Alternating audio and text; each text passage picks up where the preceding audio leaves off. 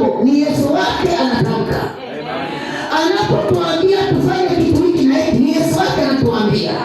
Ina maana tukifuata kama hivyo tuelekeza na kama hivyo tuagiza, tutabarikiwa. Tumpigie makofi Jesus Christ. Tumpigie makofi. Piga makofi.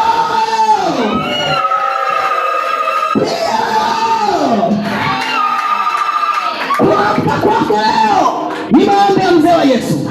Kuamka kwa watoto wako leo ni maombi ya mzee wa Yesu. Kuamka kwa mume wako leo ni maombi ya mzee wa Yesu. Kuwepo kwenye kazi yako mpaka leo ni maombi ya mzee wa Yesu.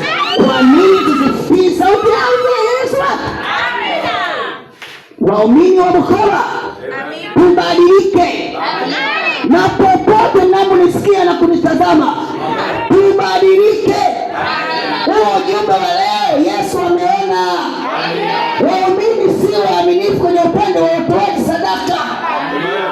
Tumekuwa wachoyo. Haleluya. Ambaye yeye ndio ametupa mafanikio.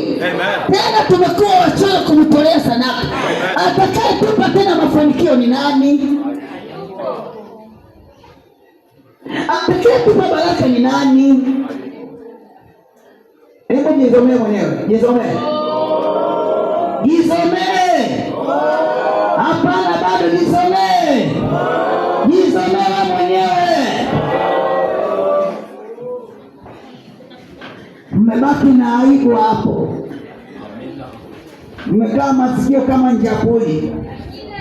Amemwona simba anataka kumkamata ile nyama. Haleluya. Chapie makofi baba mzee wa Yesu. Sadaka ya Roho Mtakatifu. Unapokuwa mwaminifu kwa Jesus Christ, pale unatii sauti ya Bwana. Amina.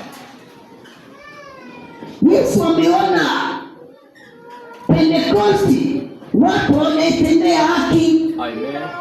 Waamini wanaitendea haki. Amen. Kama umejaa Roho Mtakatifu, huyu Roho Mtakatifu atakwambia umtolea Mungu sadaka Yesu amwone wewe. Haleluya kanisa. Amen. Mbona useme amina vizuri? Amen. Piga makofi makubwa kabisa.